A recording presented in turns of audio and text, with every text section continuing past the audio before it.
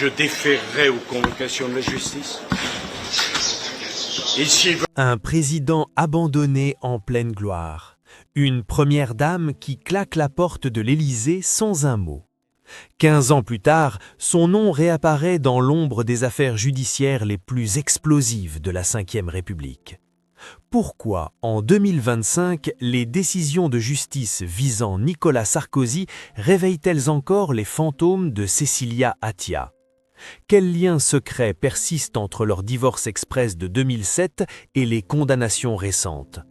Et si l'affaire Attia n'était pas qu'un épisode sentimental, mais une énigme politique jamais élucidée? À chaque nouvelle comparution de l'ex-président, les regards se tournent vers celle qui fut son alliée la plus proche et sa première adversaire intime. Que cache vraiment ce silence? Qui avait intérêt à effacer Cécilia de l'histoire officielle? Et surtout, pourquoi son nom revient-il aujourd'hui dans les documents judiciaires les plus sensibles? Le 6 mai 2007, Nicolas Sarkozy accède à la présidence de la République française avec un score éclatant. Dans la foule qui acclame le nouveau chef d'État, une absence frappe les caméras, celle de Cécilia Sarkozy.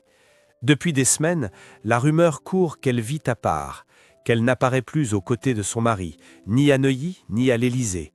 Une première dame invisible, silencieuse, insaisissable. Certains journalistes murmurent déjà que le couple présidentiel n'existe plus. Une phrase glaciale qui, plus tard, sera confirmée. Mais pour comprendre la portée de cette fracture, il faut revenir bien en arrière. Nicolas Sarkozy rencontre Cécilia Siganet-Albéniz dans les années 1980, alors qu'il est encore maire de Neuilly-sur-Seine.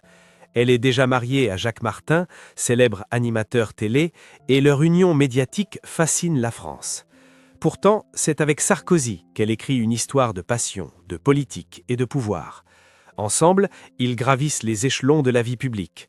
Cécilia devient sa conseillère de l'ombre, l'aide à construire son image, orchestre des déplacements, impose son style. À bien des égards, elle est bien plus qu'une compagne. Elle est l'architecte silencieuse d'un homme en marche vers le sommet. Lors de la campagne présidentielle de 2007, elle est omniprésente dans les coulisses. Elle réécrit des discours, arbitre des tensions, organise des rencontres avec des leaders étrangers. Pourtant, dès que Sarkozy est élu, elle disparaît des écrans. Elle ne participe pas au voyage officiel à Malte. Elle refuse l'entretien avec Laura Bush à Washington. Elle décline toute apparition au G8. Les spéculations s'emballent. On parle de malaise, d'épuisement, de désaccord profond sur la fonction présidentielle. Puis vient octobre 2007. En l'espace de quelques jours, l'Élysée publie un communiqué lapidaire. Nicolas et Cécilia Sarkozy divorcent par consentement mutuel. La France est sidérée. Jamais un président de la République en exercice n'avait vu son mariage s'effondrer ainsi, au cœur de son mandat. Aucun autre chef d'État moderne ne s'était retrouvé si brutalement seul, politiquement et personnellement, face à la nation. Ce divorce express ne semble pas avoir d'effet immédiat sur la présidence. Sarkozy s'affiche rapidement avec une nouvelle compagne, Carla Bruni. Les médias s'enthousiasment, parlent de renouveau, de romantisme. Mais certains observateurs plus attentifs notent une cassure, un ton plus nerveux, une présidence plus solitaire, plus autoritaire. Dans les années qui suivent, Cécilia refait sa vie avec Richard Attias, homme d'affaires influent. Elle s'installe entre New York, Dubaï et Genève, loin des projecteurs français. Elle accorde quelques interviews, mais reste discrète. Pourtant, à chaque rebondissement judiciaire impliquant Sarkozy, son nom refait surface, comme un rappel muet d'un chapitre jamais vraiment refermé. En 2025, alors que l'ex-président multiplie les recours en justice et que plusieurs jugements deviennent définitifs, certains documents annexes, révélés par Mediapart et Le Monde, contiennent des références troublantes, des mouvements financiers, des transferts de biens, des noms codés, et parmi eux celui de Cécilia. Rien d'illégal ne lui est reproché, mais l'association de son nom à ces procédures réveille une question ancienne, et si l'affaire Attias n'était pas simplement une histoire de cœur, mais une pièce centrale dans le puzzle judiciaire de Nicolas Sarkozy. À l'aube de son quinquennat, Nicolas Sarkozy incarne une France pressée, énergique, résolument moderne. Il est le président de la rupture, celui qui veut tout accélérer, les réformes, le style, les alliances. À peine installé à l'Élysée, il multiplie les gestes forts. Il invite des chefs d'État aux Fouquet's, court sur les marches de l'Élysée, téléphone sans relâche, gouverne dans l'urgence. Son omniprésence médiatique fascine autant qu'elle inquiète. On le surnomme rapidement l'hyper-président. Sur la scène internationale, Sarkozy séduit. Il négocie avec Merkel, prend position contre la crise des subprimes, tente de recadrer Kadhafi, dialogue avec Poutine. Il rêve d'une présidence à la hauteur de De Gaulle, mais avec la visibilité d'un showman américain. En coulisses, cependant, l'Élysée ressemble de plus en plus à un bunker. Le président s'entoure d'un cercle fermé, contrôle étroitement les messages, surveille les fuites. Le pouvoir est devenu personnel, centralisé, intense. Mais une ombre plane sur cette toute-puissance, l'absence de Cécilia. La première dame n'est plus là. Elle n'assiste pas au dîner d'État, ne voyage plus avec la délégation présidentielle, n'apparaît sur aucune photo officielle. Les journalistes s'interrogent, les chroniqueurs spéculent. Officiellement, on parle de respect de la vie privée. Officieusement, le silence est pesant. Certains ministres disent ne pas avoir croisé Cécilia depuis des mois. Des collaborateurs avouent ne jamais l'avoir vue à l'Élysée. Ce vide affectif devient un vide politique. Sans première dame, Sarkozy doit réinventer sa posture présidentielle. Il tente de la combler par l'action, mais son agitation finit par épuiser les observateurs. À la fin de 2007, sa popularité chute. Les Français le trouvent nerveux, impulsif, parfois brutal. Les révélations sur son train de vie, ses vacances luxueuses, son entourage d'hommes d'affaires agacent une opinion publique en quête de sobriété. Puis vient le tournant inattendu. En décembre 2007, Nicolas Sarkozy s'affiche publiquement avec la chanteuse et ancienne mannequin Carla Bruni. Le contraste est saisissant. Là où Cécilia cultivait la discrétion, Carla joue de son image glamour, pose avec élégance, parle de poésie et de politique dans les salons feutrés. En février 2008, à peine quelques mois après le divorce, le couple se marie. La France s'étonne. Certains s'enthousiasment pour cette romance présidentielle digne d'un conte de fées moderne. D'autres y voient une opération de communication pour faire oublier l'échec personnel du chef de l'État. Mais derrière cette nouvelle image lisse, une faille reste béante. À plusieurs reprises, Sarkozy évoque indirectement son ancienne épouse. Il la décrit comme fragile, pas faite pour cette vie. Lors d'un déplacement en province, une caméra capte une phrase murmurée entre deux portes. « Cécilia, c'était un autre monde ». Cette phrase, anodine en apparence, devient le symbole d'un regret non assumé. Car ceux qui ont côtoyé le couple dans les années 2000 le savent. Cécilia n'était pas une ombre, elle était une force, une boussole, parfois un garde-fou. Et cette force, aujourd'hui disparue, laisse un vide que même la lumière des projecteurs ne peut combler. Nicolas Sarkozy, seul au sommet, doit composer avec les fantômes de son passé. Un passé qu'il a tenté d'effacer, mais qui ressurgit à chaque turbulence judiciaire. La justice ne juge pas les sentiments, mais elle se nourrit parfois des silences, et dans le silence de Cécilia, certains croient entendre des réponses. Lorsque Cécilia quitte l'Élysée en octobre 2007, la rupture est présentée comme simple, presque banale. Un divorce par consentement mutuel, sans drame ni cri. Mais pour ceux qui observent le monde politique depuis l'intérieur, cette séparation est tout sauf anodine. Jamais sous la Ve République, un président en exercice n'avait vu son couple exploser en pleine lumière. Jamais une première dame n'était partie sans discours, sans explication, sans adieu à la nation. Et surtout, jamais une absence n'avait fait autant de bruit. Dans les mois qui suivent, plusieurs éléments troublants apparaissent. Le nom de Richard Attias, homme d'affaires franco-marocain, circule dans les cercles informés. Ancien conseiller en communication de haut niveau, il a croisé le chemin de Cécilia bien avant la campagne présidentielle. Leur relation aurait commencé discrètement, loin des regards, dès 2005. Certains disent que Nicolas Sarkozy savait, d'autres qu'il refusait de l'admettre, absorbé par sa course à l'Élysée. Quoi qu'il en soit, au moment même où il prêtait serment, son mariage battait de l'aile, et en quittant la présidence, Cécilia allait retrouver un homme déjà prêt à l'épouser. Mais ce n'est pas leur histoire d'amour qui alimente les dossiers judiciaires. Ce sont les traces qu'elle a laissées, malgré elle, dans le système complexe d'un pouvoir en marche rapide. Plusieurs documents annexes révélés par Le Monde en 2025, dans le cadre du procès d'appel de Nicolas Sarkozy pour trafic d'influence, évoquent des transferts de biens effectués courant 2007-2008. Parmi les bénéficiaires indirects figureraient des sociétés basées à Genève, Dubaï et New York, tout en lien avec des personnes ayant collaboré avec Cécilia ou Richard Attias dans le passé. Aucun juge ne les a mis en cause, aucun fait illégal n'est établi. Mais la coïncidence interroge. Plus inquiétante encore, dans le dossier dit Big Malion, qui concerne des fausses factures de campagne pour l'élection présidentielle de 2012, un nom codé CA apparaît à plusieurs reprises dans des échanges de mails confidentiels entre membres de l'équipe de communication. Là encore, aucun élément ne permet d'affirmer qu'il s'agit de Cécilia Attias, mais dans une note interne du parquet national financier, la mention suivante figure en marge d'un échange. À revérifier, CA égale ancienne épouse? Ajoutons à cela l'affaire Paul Bismuth, dans laquelle Nicolas Sarkozy a été condamné pour avoir tenté de corrompre un magistrat afin d'obtenir des informations sur une autre procédure. Dans cette affaire, l'ex-président utilisait un téléphone prépayé sous un faux nom pour converser avec son avocat, Thierry Herzog. Mais selon les écoutes, certaines conversations évoquent aussi des documents personnels à ne pas laisser traîner et des souvenirs du divorce. Que contenaient ces documents? Étaient-ce des éléments juridiques, des correspondances sensibles, des éléments de négociation? Rien n'a fuité, mais là encore, le mystère s'épaissit. En 2024, Nicolas Sarkozy est condamné en appel à 1 an de prison ferme pour corruption dans l'affaire Bismuth. Il fait appel devant la Cour de cassation. En parallèle, il fait face à 2 autres procédures, l'affaire libyenne et une enquête sur ses activités de lobbying pour des États étrangers après sa présidence. Dans ce contexte, le retour du nom Attias dans les colonnes de Mediapart et de BFM TV choque l'opinion.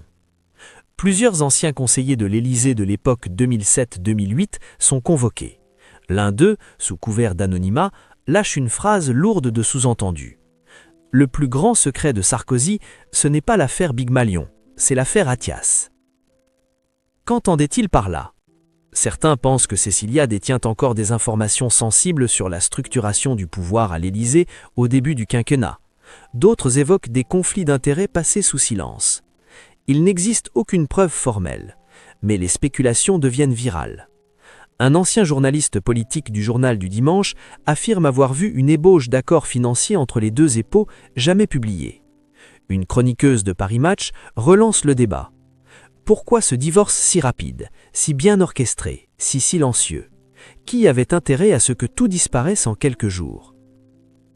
Pendant ce temps, Cécilia Attias reste muette. Installée entre Genève et New York, elle refuse les interviews, ne commente rien. Mais chaque silence dans une affaire comme celle-ci sonne comme une énigme. Et le public, comme les magistrats, déteste les énigmes sans réponse. C'est ainsi que, sans jamais comparaître, sans être accusée de rien, Cécilia Attias devient l'ombre portée des procès de Nicolas Sarkozy. Elle incarne ce que la justice ne peut dire, ce que la presse ne peut prouver, ce que le pouvoir ne peut effacer. Et pour ceux qui regardent ces procédures depuis l'extérieur, une question persiste. Pourquoi son nom revient-il chaque fois que le passé de Sarkozy menace de faire tout exploser? 2025, Nicolas Sarkozy n'est plus ce président hyperactif qui dominait les journaux télévisés et électrisait les plateaux politiques. Il est désormais un ancien chef d'État sous surveillance judiciaire, dont les déplacements sont comptés et les apparitions médiatiques soigneusement négociées. Condamné à 1 an de prison ferme dans l'affaire dite Bismuth, il continue de faire appel, mais l'homme n'a plus le même éclat. Derrière son sourire crispé et ses formules encore bien huilées, une fatigue s'installe, une solitude aussi. Dans les couloirs du pouvoir, on ne parle plus de lui avec fascination, mais avec gêne. Certains alliés d'hier évitent son nom, d'autres le défendent encore, par loyauté ou par stratégie. Mais dans l'opinion publique, la magie est brisée. Ce qui reste, ce sont les procès, les affaires, les archives, les erreurs. Et dans cette chute progressive, un vide sentimental redevient visible, celui laissé par Cécilia. Depuis leur séparation, Nicolas Sarkozy ne parle jamais d'elle. Même dans ses mémoires, elle est à peine mentionnée. Un choix éditorial, Une blessure mal refermée? Difficile à dire. Pourtant, nombre d'anciens collaborateurs confient en privé que Cécilia n'a jamais été remplacée dans le rôle de conseillère de l'ombre. Carla Bruni, son épouse depuis 2008, incarne une autre facette, plus artistique, plus posée, plus médiatique.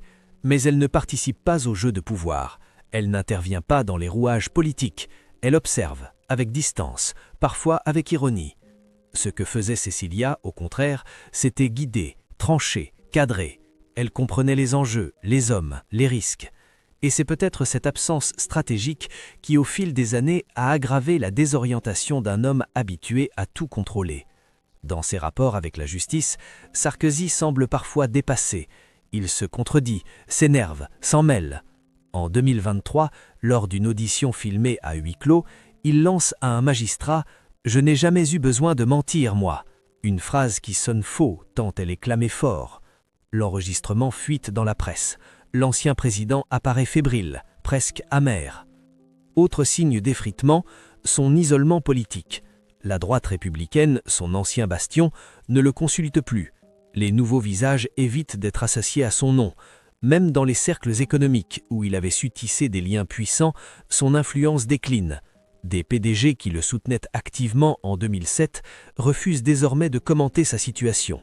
La fidélité dans ce monde a une date de péremption. Dans ce tableau d'un pouvoir en ruine, le silence de Cécilia devient presque assourdissant. On aurait pu s'attendre à ce qu'elle témoigne, qu'elle défende, qu'elle nuance, mais elle ne dit rien. Elle ne répond à aucun journaliste, elle ne dément même pas les rumeurs. En cela, elle agit à l'opposé de son ex-mari qui s'agite dans les médias, multiplie les déclarations, conteste chaque mot. Cécilia, elle, se tait. Et ce silence est perçu comme une position, presque un verdict. La tragédie n'est pas judiciaire, elle est humaine. Un homme qui a gravi tous les échelons du pouvoir, conquis la présidence, influencé l'Europe, finit ses jours politiques dans une atmosphère de méfiance, d'ambiguïté et de soupçon. Son passé sentimental, loin d'être une simple anecdote, revient comme le miroir d'un effondrement personnel. L'histoire retiendra peut-être ses discours, ses alliances, ses réformes, mais beaucoup n'oublieront pas le regard perdu d'un président seul, marchant dans les jardins de l'Élysée, sans main à tenir. Il y a des histoires que l'on croit enterrées, des noms que l'on ne prononce plus, des visages que l'on pense effacés des palais du pouvoir. Et pourtant, parfois, ces absents reviennent hanter le présent avec plus de force que ceux qui n'ont jamais quitté la lumière. Le nom de Cécilia Attias, longtemps tu, longtemps mis de côté, est redevenu, malgré elle, un prisme par lequel on relie la trajectoire de Nicolas Sarkozy. Non pas comme une simple ex-épouse, mais comme la gardienne d'un chapitre que la justice, les médias et l'opinion n'ont jamais vraiment refermé. Ce que cette affaire révèle, au-delà des scandales judiciaires et des alliances brisées, c'est la fragilité d'un pouvoir sans équilibre intime. Sarkozy a gouverné seul, s'est exposé seul, et aujourd'hui il affronte les juges seul. Mais au commencement, il y avait deux voix, deux présences, et l'une d'elles, celle de Cécilia, a disparu du récit officiel. Volontairement, stratégiquement, peut-être, mais son effacement a laissé une empreinte, comme si l'absence elle-même était devenue un indice. Cécilia n'a rien dit, elle n'a pas écrit, elle n'a pas accusé, mais son départ de l'Élysée, à peine 5 mois après l'élection, fut un signal, un événement sans précédent, un désaveu silencieux. Ce geste-là, ce refus d'incarner une image, ce retrait sans justification publique, a eu plus d'impact que bien des discours. Et c'est peut-être ce qui dérange encore aujourd'hui, l'idée qu'elle a su partir avant que tout ne s'effondre, l'idée qu'elle avait compris ce que la France allait mettre 15 ans à découvrir. Dans cette dernière page d'un feuilleton où tout semble avoir été dit, une question reste suspendue. Et si l'on ne comprenait rien à Sarkozy sans comprendre Cécilia, sans comprendre ce lien perdu, cette fracture originelle, cette blessure non dite? Et si ce divorce, loin d'être une affaire de cœur, était la clé d'une autre histoire, celle d'un homme convaincu qu'il pouvait tout réussir, sauf retenir ce qui comptait vraiment? À l'heure où la justice poursuit son travail, où les verdicts tombent, où les soutiens s'effilochent, il ne reste qu'une vérité. Le pouvoir ne protège pas de la solitude. Et parfois, les plus grandes chutes commencent par un simple claquement de porte.